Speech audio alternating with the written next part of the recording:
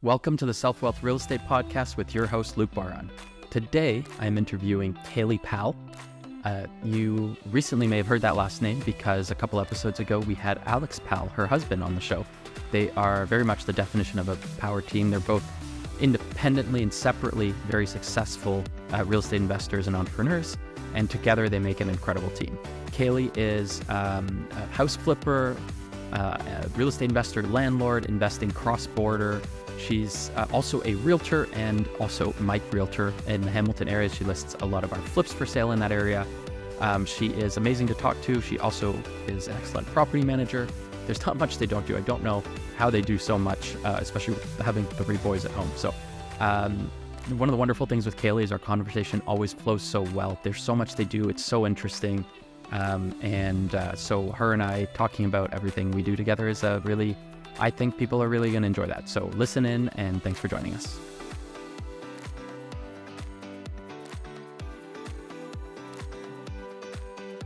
Welcome to the Self-Wealth Real Estate Podcast. Today I have my guest and friend, Kaely Powell. Kaely, welcome to the podcast. Thanks for having me, Luke. So we've known each other for several years now. We last interviewed your husband, Alex Powell. I believe he's going to be the episode right before this one. And I have known you longer than him. I met you first. Teresa Almeida introduced us. Yeah. We went to go see we went to go see a house and then randomly came into a townhouse that the main floor was coated in dog feces, wall to wall, up the wall. The stench was one of the worst I've ever smelled. And you were not phased, that's Hamilton for you. Yeah, we barged right in as well. If I can recall, we were looking at a house down the street and then saw this one. They were throwing a bunch of stuff in a bin, and we introduced ourselves and walked in. And actually, I did try to get that under contract. I ended up contacting the owner, the landlord. I got the phone number and everything, but they didn't end up selling it. Yeah, I think they wanted too much in the end. So yeah, we've known each other a while. I mean, this was before you guys got married, before you had kids, all of that. So definitely things have changed for us. Same thing. Knew you before I had my daughter as well. Yeah. Now you have 3, all boys, right? All boys. Yeah. Of course. Yeah, all boys. And for the listeners as well, whenever I have anything to sell in Hamilton, Kaely is also the realtor I call. So not only is she very involved with investing and property management, flips and all of that, but also is an active realtor and lists our flips in the Hamilton area as well. Yeah. And you're definitely one of my favorite realtors to deal with. We deal with realtors kind of across Canada, but you're always wonderful to talk to. It's always nice calling you to talk about a property with the list. Likewise. Honestly, some of the most interesting properties to list, and honestly, one of my favorite clients to deal with too. Oh, well, thanks, Kaely. So can you tell us about your background kind of before real estate and how you got into it? Yeah, so I actually worked for Hamilton Health Sciences for years. I also worked for 10 years at the Hamilton CAG. So like a lot of real estate agents working in service industry, healthcare was a different foray. It just wasn't necessarily a place that I saw any sort of longevity to. But at the time, I was really, really motivated to be saving towards buying my own house. So I was renting in Hamilton. I moved out when I was 17. And that was the one thing. Obviously, if you're a server, your income isn't the greatest. It's harder to get financing. So I was looking at my career in the hospital as just maybe a stepping stone to getting into homeownership. And I didn't know anything about investing. I'd never heard of house hacking or anything like that. So I only knew the model that you typically learn from your parents, which is you save forever for a down payment and you buy one house and you own that singular home. And that's all there is to it until you pay it off, right? Yes. So that was my goal. And kind of on a lark, actually, my best friend had been talking about getting her real estate license for 4 years. Just always talking about it, never doing it. And finally I was like, you know what, we should just do this. This seems fun. Let's get into it. So we went, got our licenses together, and I ended up joining a team. And I was very fortunate to join a team that was either a very high volume, but also it focused almost predominantly with investors. And it was just incredibly eye-opening. And then, I mean, a bonus is I met my husband on that team, but changing my mindset on how I look at wealth and wealth building, and even just owning real estate and what, there's a million ways to do that too. That was a real gift, and it changed my life. So Nice. That's awesome. So you were a realtor, and you joined a team that was investor focused. And how did you get into investing yourself and that side of it? So I guess Alex, I would have to say, would be my catalyst to investing. I didn't own real estate prior to meeting Alex. He'd already owned a few properties, and he'd kind of gone through the trenches. But we had started dating we were only together for a few months.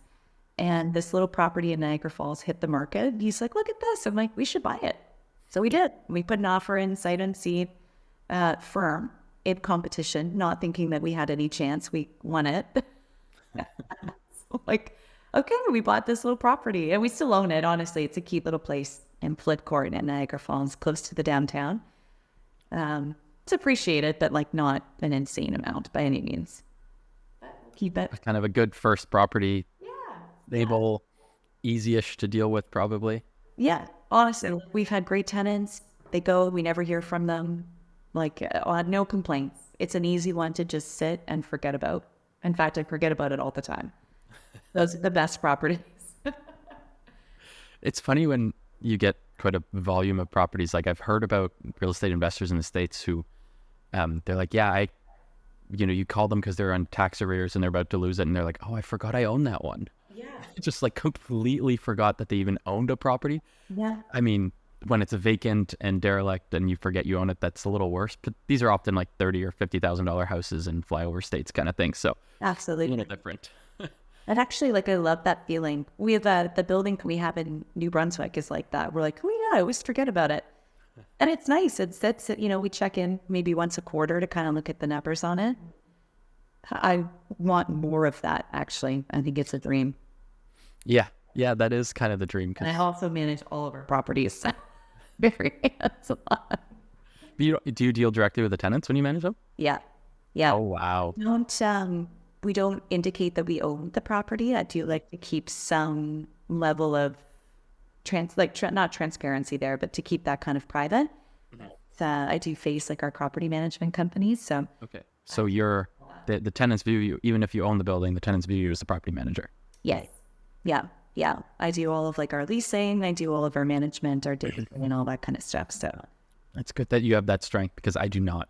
I would not be able to. I mean, to be fair, I self-managed my first few.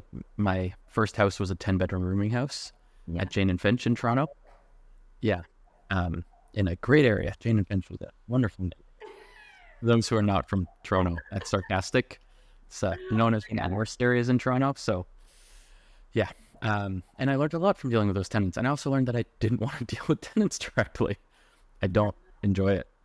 So I do. There's something to be said. I know that there's people out there that do very well for themselves, that don't ever have to pick up a hammer or, screen a tenant. There's something to be said about the lessons you learn and rounding you out as a solid investor, when you kind of go through the trenches and do all that yourself. I did enough of it to know I really don't enjoy doing it. I do like the picking up the hammer side. If I had time, I would love to be doing more of the renovations, but instead I just kind of do a few things here and there for fun, but I can't dedicate enough time to actual renos. But I like managing and being on site. I enjoy that side. You're growing the mustache to get back on the tools. It's for when I need a hand free. I can just wrap the mustache around it. Yeah, it's the mustache is showing I can do construction work, right? Exactly. I belong on site, right? I show up on site. They're like, "Oh, mustache. He must know what he's talking about." I'm just having fun with it, but yeah, no, I really enjoy being on tools, and I think, but it's good to see what other people don't enjoy being on the tools or being on site and managing that closely. I think I'm good at kind of the details of renovations, and so that's something I focus on and I'm good at. I'm not particularly good at dealing with tenants because I don't have the patience for it. You're like, stop being a baby, get your shit together. That would, it does. I don't know how well that works. So I'd rather someone else with a softer touch or a firmer touch sometimes, because I also don't necessarily like being the bad guy. So Yeah, I think the firmer touch is probably more in. I think the softer you tend to get more issues because again, if you give, I always say, if you give an inch, they'll take a foot. And that's not all. Like we have fantastic tenants. I would say 95% of our portfolio are awesome. But it's just, again, that's human nature, right? If you go into a group of people, chances are you're probably going to get along with most of them. And then there's going to be a few maybe you just don't jive with, and tenants are no different. I find the beauty of putting your own tenants in your buildings, though, is that you get to be selective in that. You know, you want to have good quality tenants with, you know, good credit and good income and all that great stuff. But then you also want to have someone that you maybe jive with from a personal standpoint, who you see is like, okay, you're not grossly incompetent and incapable of caring for yourself. You know, you're like, okay, you're going to be a problem solver. You're going to be a little self-sufficient. That's very valuable. And it's something that I definitely, I've put a lot of emphasis into that as well. yeah, and I don't want to make it out like I dislike our tenants or something. It's just with me, you know, running the company, I have other things that I'm better at dealing with and I prefer to deal with. Yeah. And so sometimes some of the things that tenants are messaging me about, if I'm dealing with them directly, they seem almost frivolous. And it's like, I got better stuff to do right now. It's not like I dislike the tenants. It's just sometimes it just, like the small things get annoying for me. And Absolutely. Yeah. And it is, you have to, Alex and I are very big on like dividing and conquering. Right. Shouldn't both be doing the same task. We shouldn't both be responding to this kind of stuff. And you have to kind of play within your skill set. And then you also have to add kind of a dollar figure at some point to what it is that you're doing. So, you know, at some point in everybody's business, regardless of their size or scale, you're going to look at it and say, you know, this is a $20 an hour job, a task, right? Is this really the best use of my time? No, maybe it's, you know, for yourself, running a company, running a business, pouring into the people that are doing the tasks for you in order to grow and to do it that way. So, you know, you have to have that conversation too. I also feel like you have a very like disarming voice. So even if a tenant's upset or something like that, you're able to calm them down and turn it around versus, you know, if me or Alex were talking to the tenant. Sorry? They fall asleep. I'm hypnotized though. No, I think it's like a sweeter voice. It's harder to get mad at someone versus, I don't know, if it was Alex or I talking on the same tenant, they might end up like yelling at us, but I feel like you'd be a hard person to yell at. I can only chalk that up to just like years and years of customer service and diffusing situations, right? It's no different. The who, the what, the how, everything on that changes. But honestly, when someone's upset, you know, you just figure out a way to deal with it. Yeah. So how's your property management side set up? How do you deal with your property? So my bigger focus this year has been the automation of a lot of tasks. So I know people have differing opinions on AI and all this kind of stuff. I love it. I'm reading a book right now that's called Great CEOs Are Lazy, and I'm taking a ton of tidbits from it. So most entrepreneurs, most people that are starting businesses are hardworking individuals. Wouldn't you agree? You know, these are people that are like, at times used to doing a lot. Yeah, it's funny because in a way I'm hardworking, but I also feel quite lazy. That's good though. That's like, honestly, it's a perfect combination because you have to be. You can't continue to scale and to grow doing every little minutia yourself, right? The task of delegation and being okay and then holding other people accountable is actually a very hard skill set to master. Yeah. You know? Yeah, that's how I grew. I knew I was the ideas person and good at the planning and forecasting and stuff like that. Yeah. But doing the day-to-day stuff was hard for me. And so hiring a team around that was what helped me scale for sure. Absolutely. I really agree with you. Yeah. Yeah. So that's kind of the phase from property management that we're in, is that idea of scaling, finding the who and this next individual. So we're like tripling down on hiring and going through, like I'm having so many phone call interviews every single day. It's exhausting, but you know, again, it's going through and trying to find the right fit to kind of take over to allow us to scale at this point.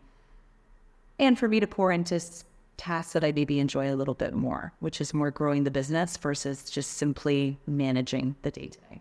Yes. Are you, what are you using for hiring? Is that Indeed or? Mostly Indeed. I also do a lot of like referrals. So reaching out to contacts, asking people who they know, do you have anyone? And again, property management is obviously you're looking for somebody who's customer focused, but they don't necessarily have to have a ton of experience in property management or investing or real estate even, but it's like a mixed bag out there right now. Wow. Like there's lots of really qualified people that are applying that are not the right fit. And then the inverse is true as well. It's really hard to have a set of criteria and have a vision of who you're looking for. Like your, what do they call that? Your idea, the right fit. You know what I mean? That image. Yeah, I know what you mean. Like kind of like the profile of the candidate. Yeah. Or something like, yeah. Yeah. The avatar. The avatar. Yes. Yeah. So the avatar. At that, you're like, you have this idea and then you meet someone, you're like, it's really hard to nail that down because people come from so many different, again, it's like service-based. So you could really come from any background. Yeah. So anyway, but yeah, so that's the goal right now. And then obviously family stuff. We are getting into the age of our children being very busy. A lot of stuff. So, with that, I find sometimes with Alex both being very entrepreneurial and very business focused, at times it can be challenging to say who's the one taking kind of I don't want to say the back seat, so to speak, but the rearing of children tends to have that connotation, right? That you're stepping away from business. So, I've kind of rephrased how I look at that recently and, pouring into our children and creating future business owners, from the ground up is not a easy feat. And I'm kind of coming at it more of that mindset. If I'm stepping back to pour into our children and to pour into our household, it's because we're creating like winners in our home, Yeah. future business owners and entrepreneurs and not just employees. No, and future labor soon. When they're old enough, get them on the job sites, clean up. Hey, that's what my dad did with us. I remember cleaning job sites and doing construction. Many. And it's like, oh, do you get paid? No, I get fed. Yeah, exactly. That'll be another benefit. I can't wait. They're still a little bit too small, I guess, but A little bit. How old's the oldest? 4. Yeah, a little bit. Yeah. But one day you can get them out, do all the landscaping, like, hey, pull all the weeds on this property or something, get them to work. Yeah, James, our dreamer, he would be the one that would be distracted. Nathaniel is like the industrious one. Oh. He's got no problem. He just is, and he's not even 3, so he's very limited physically. I'm sure he'd try to help. Oh, yeah. Yeah.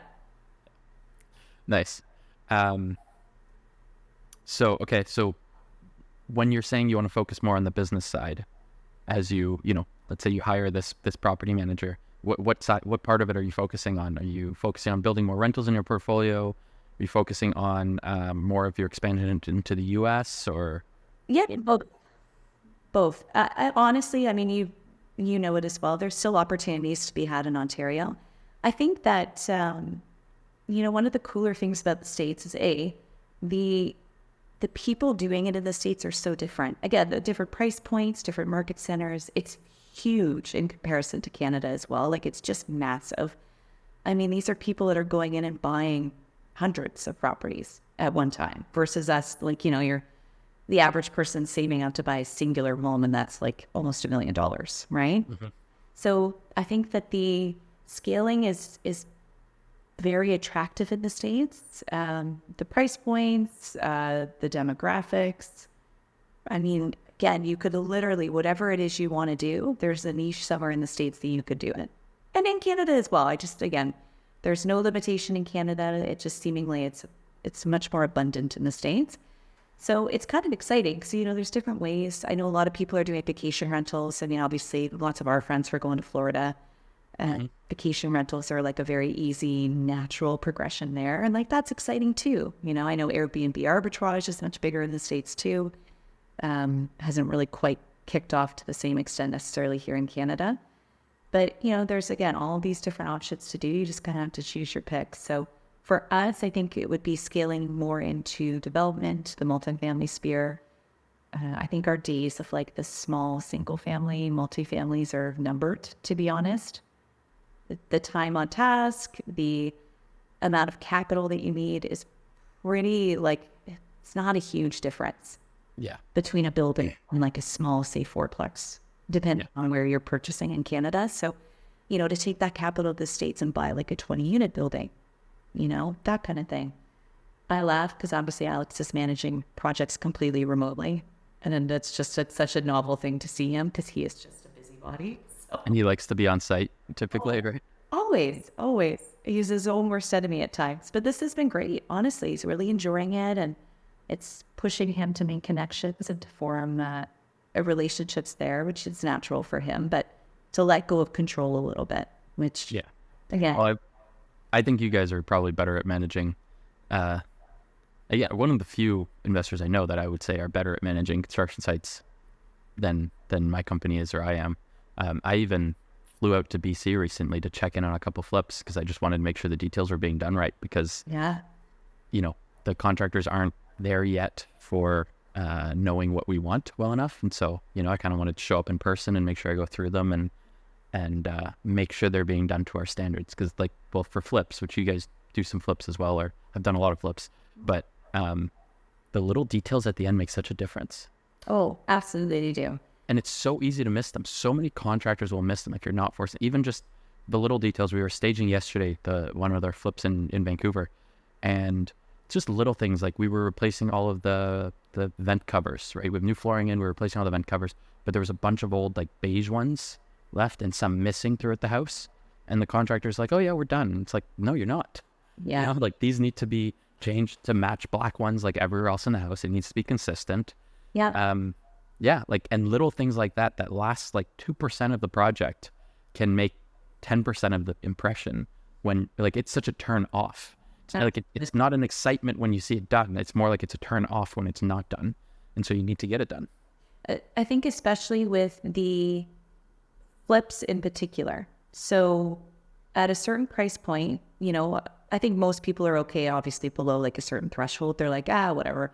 But when you are dealing, like anyone that's done like a luxury flip or like a higher price point, you're already coming up against the stigmatism that a buyer has, that a flipper is lazy, that they're cutting corners. So they're always typically a little bit apprehensive. And that's why people ask like, oh, is this a flipper? Is this an investor? Versus if the renovations were done by a homeowner, even if they sucked, they would probably be less judgmental towards it. So, adding those extra design flares and ensuring that things are kind of above and beyond ready makes all the difference because, again, you're fighting already a bit of a strong tide coming in that's skeptical over what you've done. It's the impression. If the stuff in front of the walls don't look complete, they're going to assume the stuff behind the walls aren't complete correctly either. Yeah, exactly.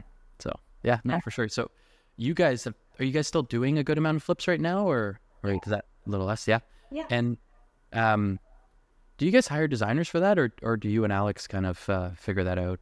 That's all you, eh? Yeah. It's actually me typically challenging Alex. Pushing him a little more on the design? Well, yeah, because obviously, I would be the agent that's listing it. I have a bit of a different perspective on kind of the finished product and stuff. So, we're noticing now, especially again within a certain price point, that people are looking, we always call them like the sizzle factors. And this is no different in flips as it is even for rentals, setting yourself apart, but doing things. So I might point out something and say like, listen, we should really spend a few extra $100 and like upgrade, say, a light fixture. And I'll show him the chandelier and he'll just make fun of me. He's like, that's the stupidest chandelier I've ever seen. And I'm like, you wait. I guarantee you every single realtor that comes through is going to comment on that light fixture. And it's every single time it happens. Oh, it's a cost, right? These things you're putting money into something that he deems frivolous because he just doesn't think that way.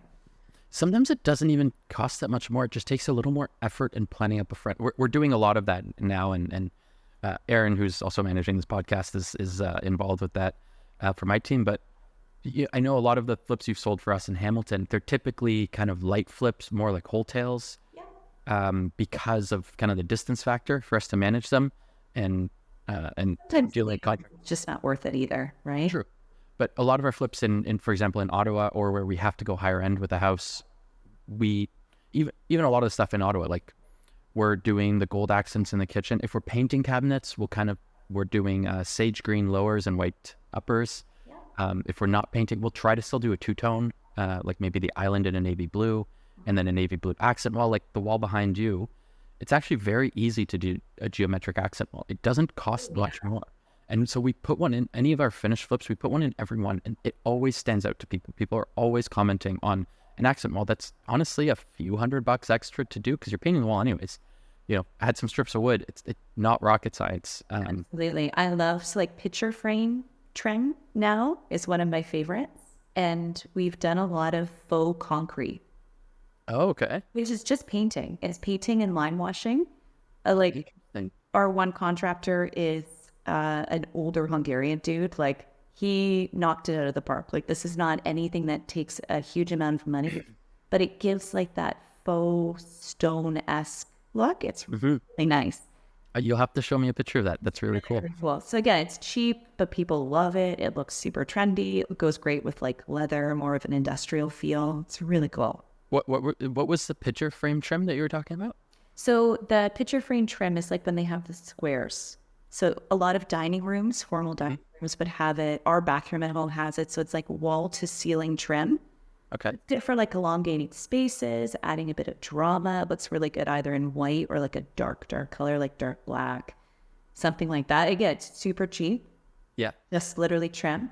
I do still love this style, but I find it is getting a little bit more dated because it's older. But again, like these are super simple things to do. It adds a bit of drama, it visually, like I always say to Alex, feature walls are good if you're trying to distract from something else. Right? So like if the room is really small, then you put a feature wall at the end, it looks longer. Now people are like, wow, look at that. Versus like, oh, this is a small space. Yeah. Yeah, we like doing the feature walls to kind of tie spaces together and things. Like, so if I'm doing a sage green kitchen lower, my accent wall is going to be sage green and it ties it together. Yeah. Or it carries the theme throughout the house. So we've switched to gold for a lot of our accents, but still have black, like doorknobs and door levers and things like that, hinges. Yeah. Light fixtures typically, except for the accent light fixtures. And same thing as we'll do a chandelier in the dining room, but a lot of our chandeliers are like under $100 from Amazon. Like a lot of the times they're not.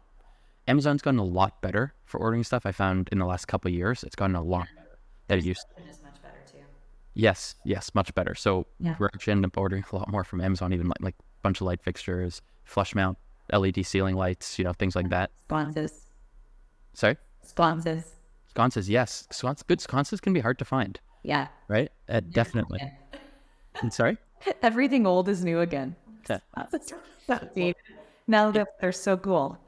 So many of the houses we do, I don't know if this is common in your market, so many of the houses we do don't have ceiling lights in the living rooms. Yeah. And sometimes not in the bedrooms as well.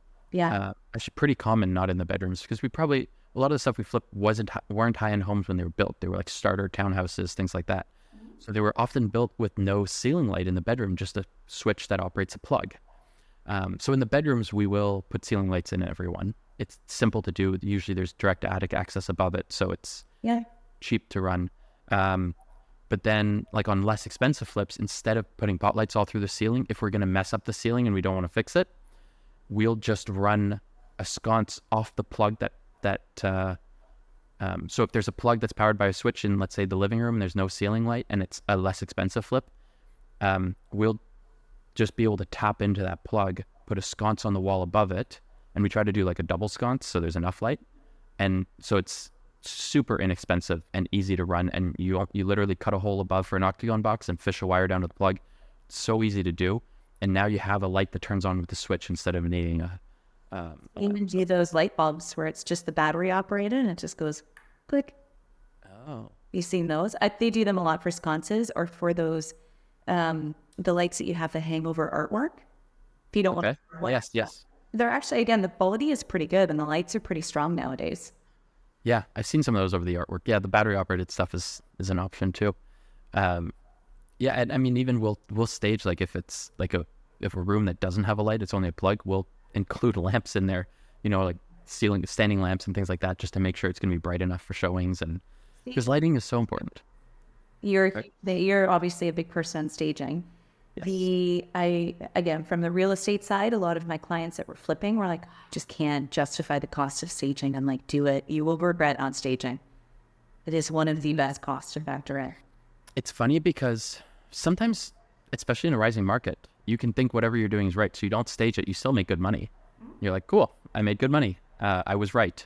But then you don't know what would have happened had you staged it. And Exactly. same thing, if I stage it, maybe I would sell it for the same price as I would have sold it not staging. I think not, but what I mean is you often don't know ahead of time. So you're kind of using your judgment and trying to make the best decision you can, but you don't know for sure. So yeah, we stage. Outcomes are positive, right? I'm sure you're going to sell it without it being staged. You're likely going to sell it with it staged too. Yes. No, it's And I think for more, I also I would agree too. I for honestly, more and faster. and I've represented just buyers that have gone into homes, and the staging makes a huge difference from even just their interpretation coming in. Average people don't see a lot of houses. They don't quite understand layout or how they would even place furniture and stuff. It makes a difference. It makes it feel like a home. Again, it's just next level. If you want to be super professional in your business, operate at a really high level, and staging is part of that. Yes. How much do you find it typically costs to stage a house? Depending on size, you're in and around like 2,500 in there. But we are staging most bedrooms, maybe not all. Some of the rooms are very, like, you got a master bedroom is really well staged. You don't really need to do the other beds. Living room, bathroom, kitchen, and then normally like a bonus space, like an office or another living room, something like that. Yeah. Yeah. We typically stage all the main living areas and bathrooms, and then like not like a basement rec room, but the main floor living area kind of thing. Yeah. And then one like the primary master bedroom kind of thing. Yes. That's typically what we stage. And I find a lot of our areas, it's kind of between the 2,000 and high 3,000s. We're typically between 3,000 and 3,500 on a lot of our staging. Yeah. Yeah. Depends on square footage too, how big the place is, how much you're doing. We've used honestly the same stager since like forever. So, and we do like quite a few flips. So, and it absolutely depends on where you are. It depends on where you are. It's funny. I staged with one house in Kingston that was the worst staging I've ever done. I don't know that it actually helped the house because it was first time working with a stager and it was pretty poorly done. they had been their first time too. They were newer. I was not. It was very underwhelming. But then like a company we use in Ottawa, we use all the time, and they're not cheap. I think they're usually around the 3,000 mark, taxes in.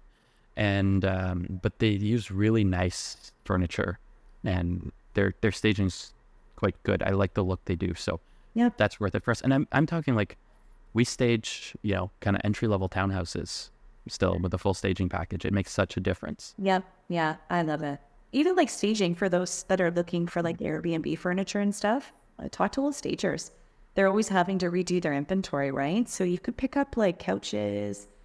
Most of the time they're like futons because they're light, they're easy, they're leather. I'm like, to an old stager or someone who has a staging business who's maybe getting rid of some inventory if you're looking to outfit an Airbnb. Yeah, that's really smart.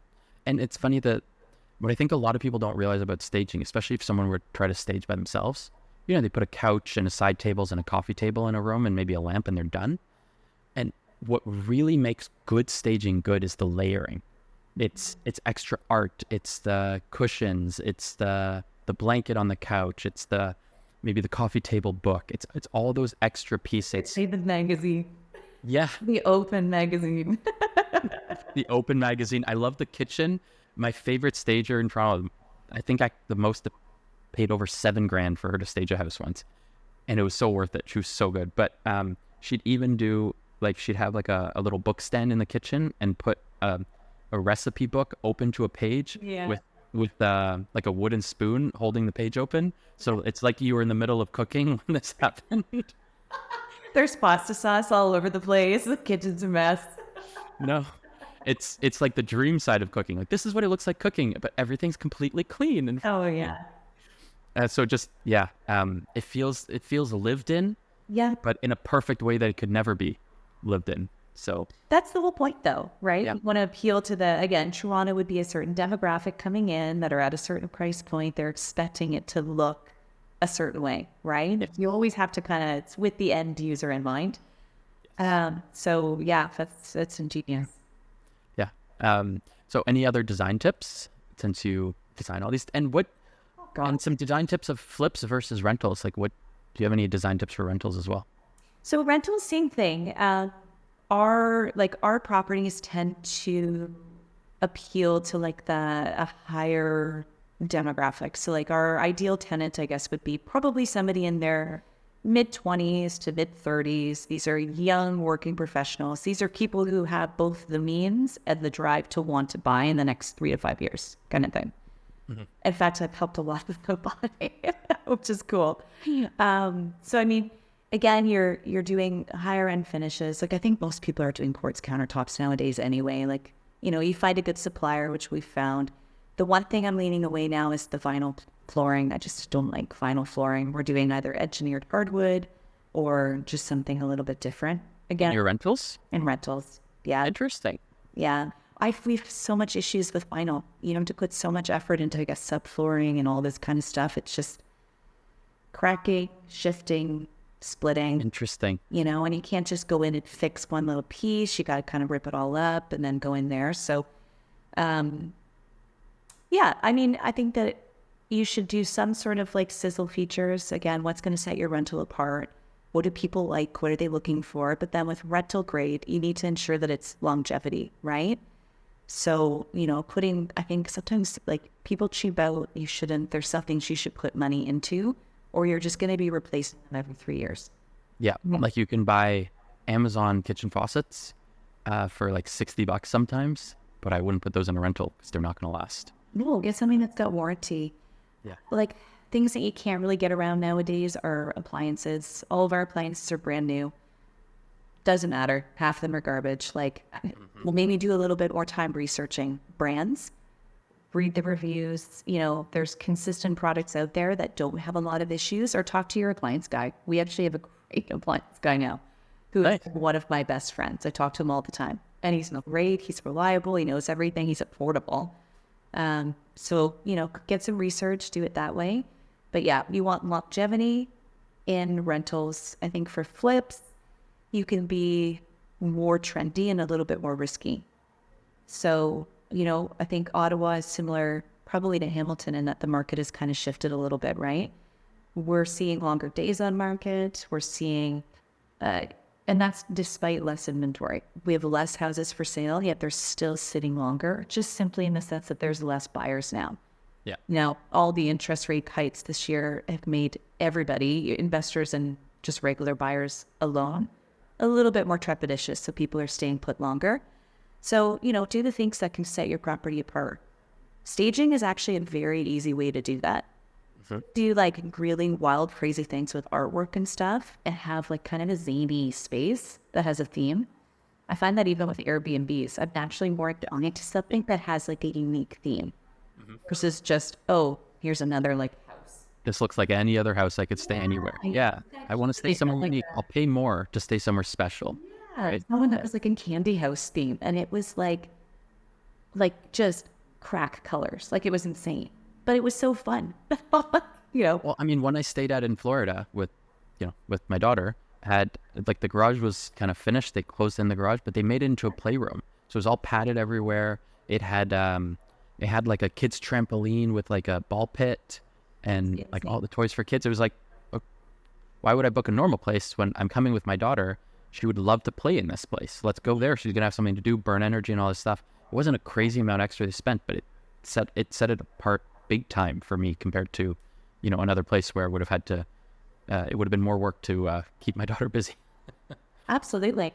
Actually, traveling with family, that is like, especially to Airbnb. So when we went to Florida, we're looking at houses and we got a really great spot, but I was like, a house should cater to families. Like if you got more than a certain number of bedrooms, it's likely mixed families coming to rent the space. Like you should have high chairs, cribs, pack and plays, like Not so many sharp corners. you know what I mean? Like more than likely it's families coming to stay, especially in the area we were staying in Florida. very family centric. So I'm like, if they really wanted to like take the market, that's what they should do. Like, this is a family friendly Airbnb. Like, we have everything. Don't worry about bringing your freaking car seats and like high chairs and like kids. It's bananas. I used to travel with a backpack. No, those days were long. Changed the role. Yeah. Like, I hate how many bags we have to check. I hate it. Just back on the finishes, I do agree with you. Like, even with things sitting longer, my flips sell because I make them nice. And even some flips that I do where I don't go as far with them, because some of my flips I do everything, but then sometimes I buy them and the bathroom and kitchen's already pretty good. I don't want to tear it out. So I'm going to do less of a reno to make the house more consistent, just move in ready, but not as nice. But I still find the value in staging those because it then dresses up the whole house like it's nicer, but I haven't spent a lot of money on the renos already, right? And the vinyl plank flooring.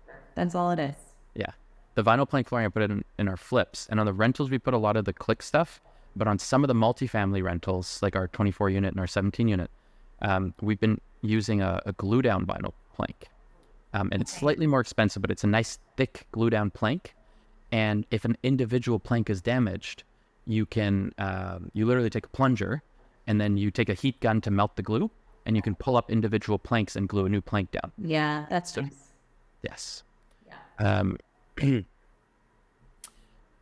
And before we move on to our the section where we talk about our best and worst deals, tell me a little bit about your realtor business or what you're up to there right now. So I actually just got my license back after I had Matthew last year. I actually could let it lapse a little bit, though everything was just being fronted through Alex, which is hilarious. He's such a good husband. He's just like, he sold one for me last winter, December. Yeah, you know, he stepped up to the plate and helped out, and that's you know, again, that's partnership. So I just went through this huge ordeal, obviously with RICO, who's our governing body and all that. Yeah, so that wasn't the funnest, but it is what it is. It's done now. So I am now fully licensed again.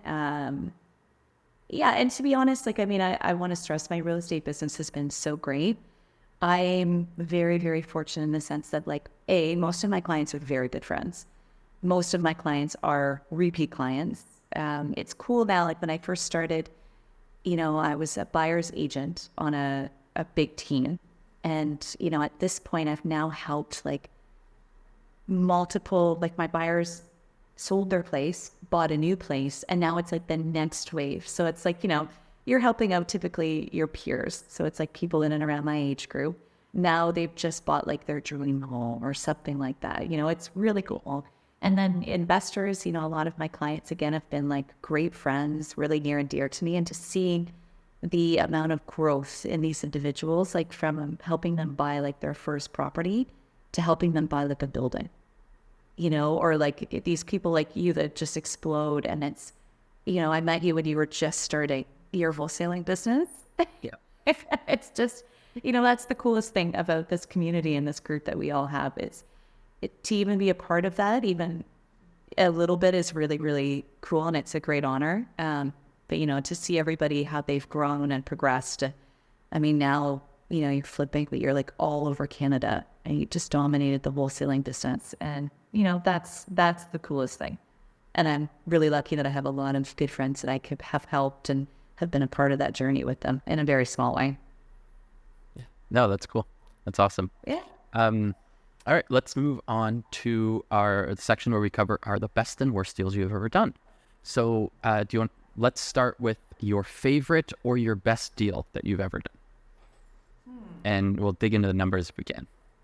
So I think, like, I don't know, we've had a lot of really good deals. We've been very lucky. I think that we've made some pretty good decisions. I always think the things that stick out to me that are favorites are always, we flipped this little property on Dundert Street and it was a success. I don't even know what we netted. I mean, it wasn't anything crazy. It was maybe like 150K or something like that.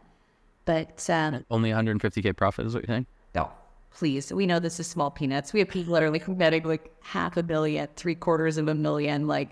Well, I mean, Yeah, That was a good I don't net half a million to three-quarters of a million on my deals, but I am in a volume business, right? So Yes. 150K is still, pretty solid deal. That's a very good one. Yeah, and the thing was, so this, if to get back to the design and the power of staging. So we actually had used a different stager for this one property. It was my girlfriend, who now owns Dollhouse Design in Hamilton. So now she does like project coordination, but she is very niche in a sense. She only works with Century Homes.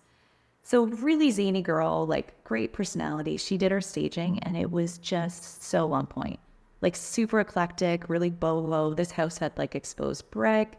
Dundurn is like pretty close to Lock Street, so it's kind of like a hippy dippy area. And we ended up in the home inspection. We ran into some it's an old home. Like this is like a 150-year-old house. There were some pretty substantial issues, but the vibe of this house was so strong that the buyers were just like, you know what? We can get over it. We'll look over it. And we went in, we did the fixes, whereas sometimes I find like if it wasn't for how great the house showed and how cute it was and how perfect, I don't know. I think they would have walked. Honestly, it was like a sagging mean bean.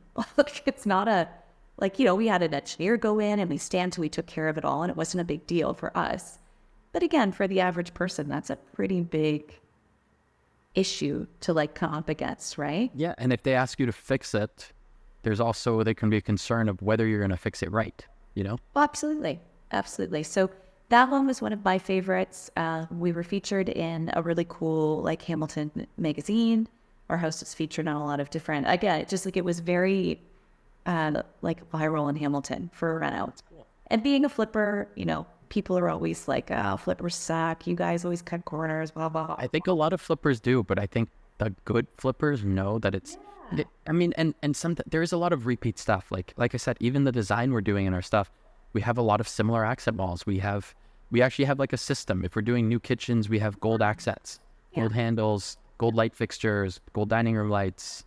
But we have also like, our mood board for the stuff where we're keeping the kitchens and then we're doing black accents through that. And, like we have a system and it starts to look very similar, but it's still like nice element. Right? You're doing the high volume. So your crews, it's like, okay, this is the recipe.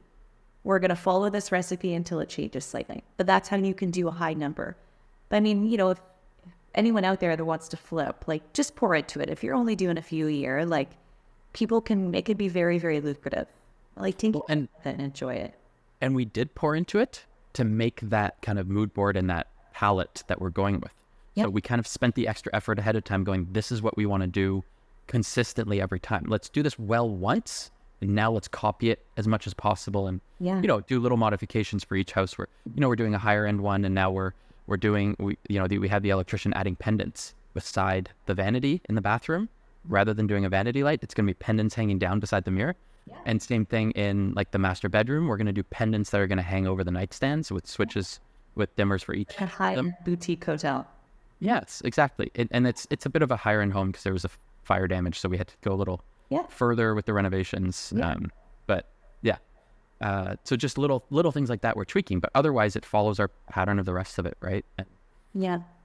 So that was one of my favorite deals that we've ever done. But we've done, I mean, you know us, we're just like you. Like we don't shy away from really anything. We bought fire damage, like houses galore. I mean, there's a million stories there.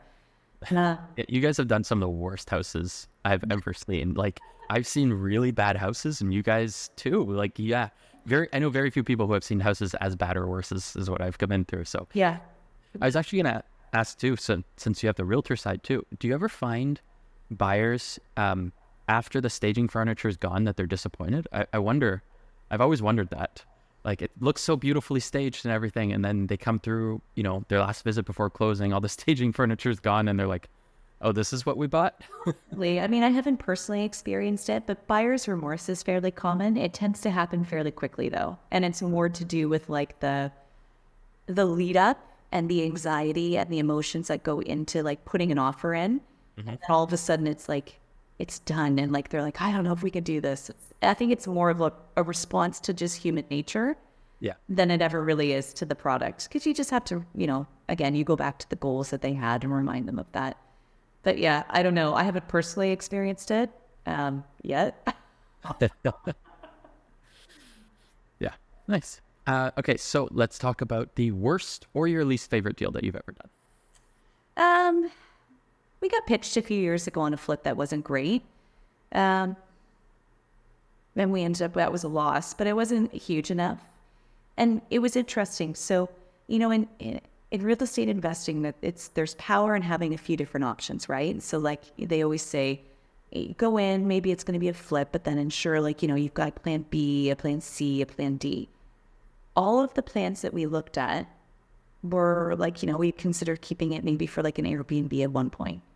And, I remember saying to Alice, I was like, this is fine. Like we might be able to hold this for like a few years, but like at what cost?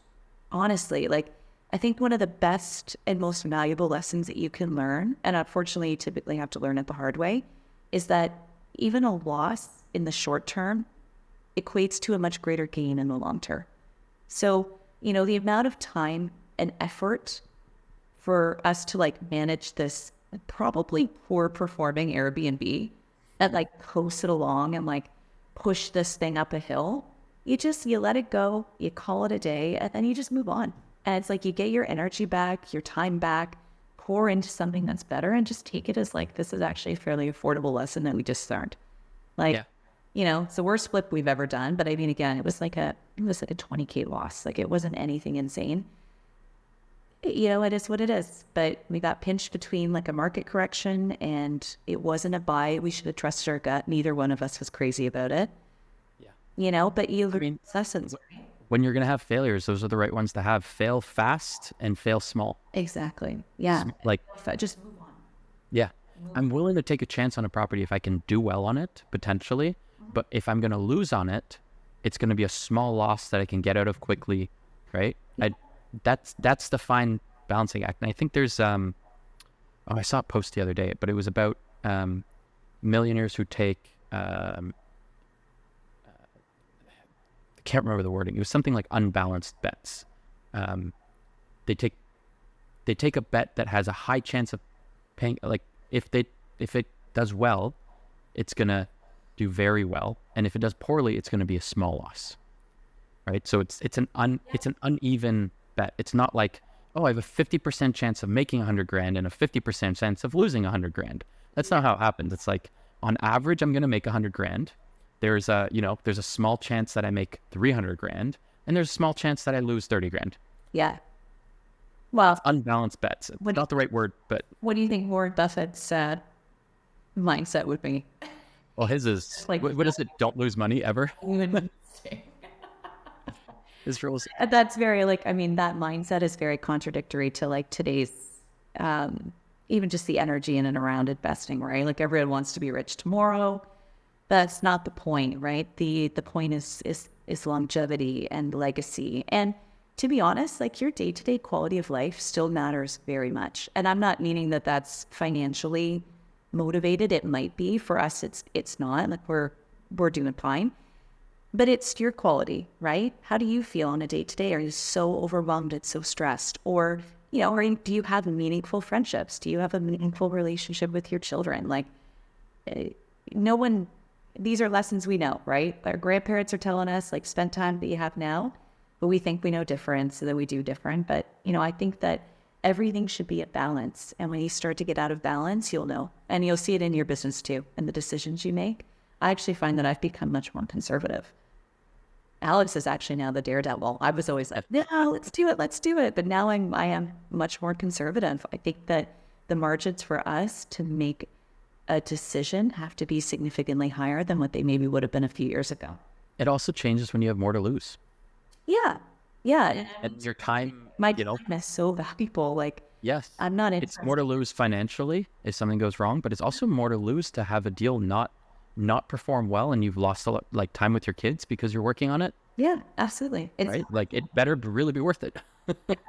Yeah, we all only have the 24 hours in a day, right? So to me, that's been the biggest transition. And I don't think that stemmed from that one flip that we didn't do great on, but I think that is just the natural evolution of growing up as an investor. It's maturity, investing maturity. Exactly. Well, actually kind of ties into the first of our final questions I'm going to ask you. First question is, what has changed about your approach to real estate investing with your experience? So much more conservative. Yeah, much more conservative. And I don't know, I am older. We've been doing this now for 8 years. But I'm still open. I think that you tend to get a little bit more firm.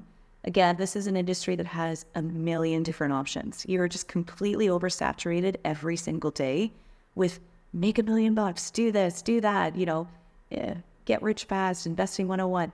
I think that you should just explore, just like, university is the time to explore and do crazy stuff.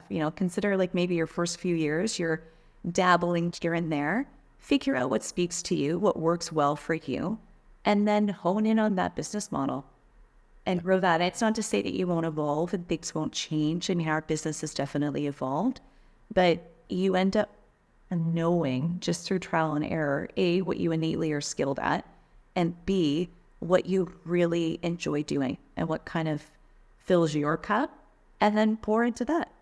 And also what you really don't want to be doing.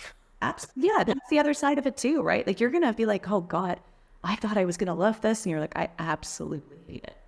Yep. I never want to see a renovation again, or I never want to talk to my tenants again. To do it for you. And he loves it, right? It's perfect. That's his thing, right? Or her thing. I mean, that's like the beauty of it. And then you get to just, again, evolve and grow. And so I think that I've become much more conservative in that sense, in that I am not willing to do as much as I would have done maybe 4 years ago, in that we have to be like the cook, the maitre d', the waitress, the hostess, everything. Like we're just figuring out what we're good at, and then we're pouring into those skill sets. And then anything that we're not naturally gifted or love to do is going to be hired out by other people. Makes sense. Yeah. Next question. If you could go back in time, what's one piece of advice you'd have for a younger you? First thing. I don't know. I don't feel like I have a ton of advice that I would give my younger version. I think that I've done fairly well.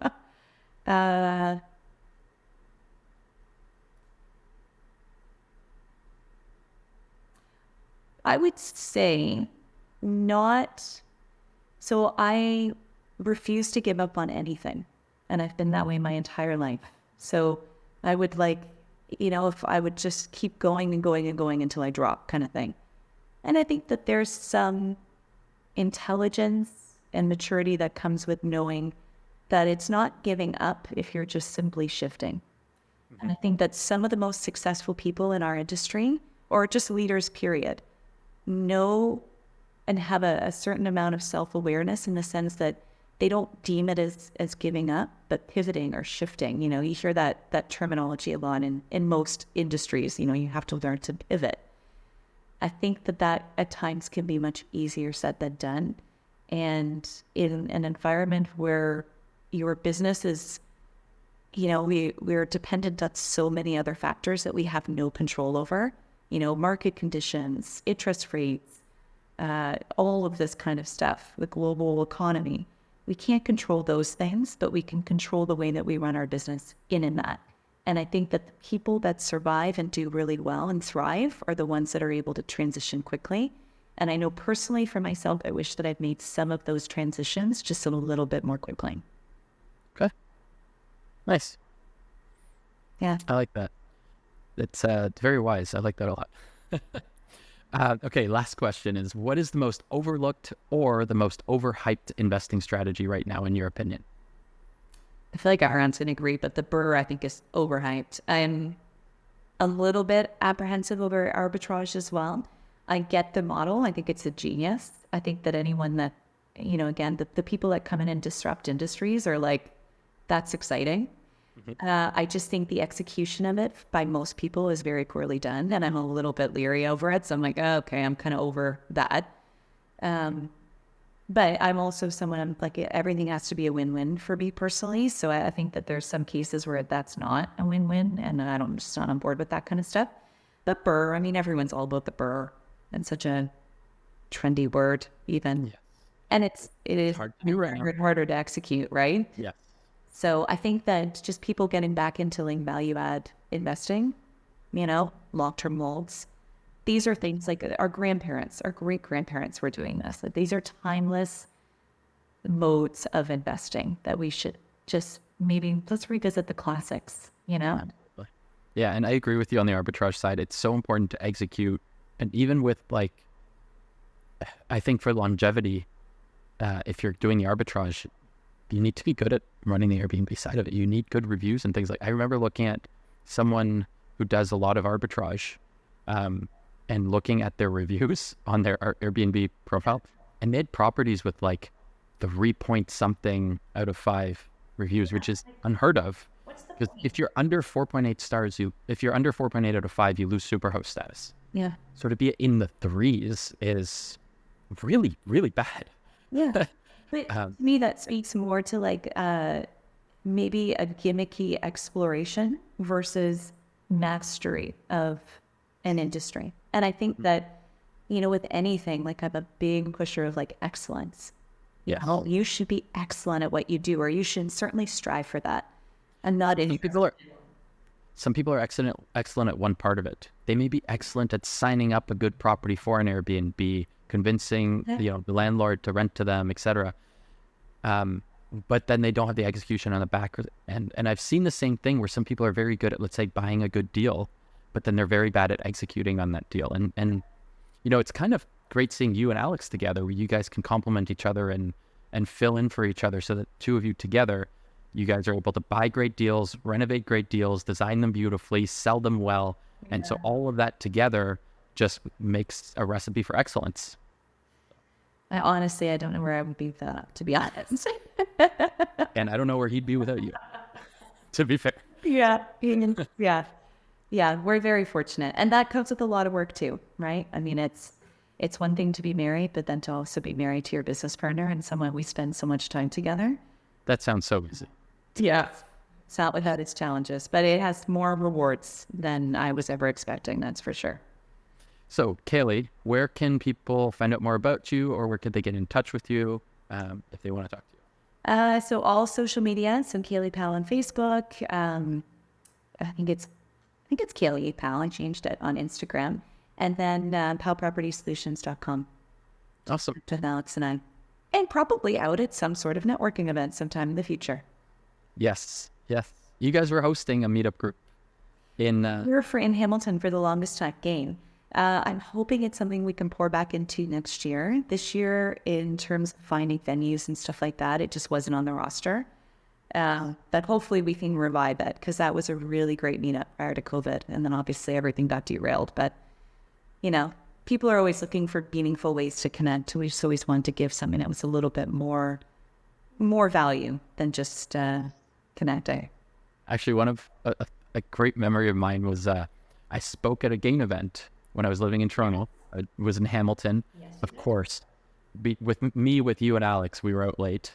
And then I'm driving home, and this was the night the Raptors won the finals. So I'm driving back, and I lived right downtown in Toronto. I'm driving back, and the highway, the Gardener's just full of cars. Yeah. People are getting out of cars and running down this elevated highway on the side of it. And I kept getting through police barricades because they were closing down the streets, but I lived there, so they were letting me through. It was a very interesting and exciting experience. It's a good memory of mine. So. That is a good memory. Yeah. Thank you, Kaely. It was a blast talking to you, and I hope to talk to you again soon. Hopefully I'll have something to list and we can chat more when you have everything on my properties. So, yeah. Okay. Thanks. See ya. Bye.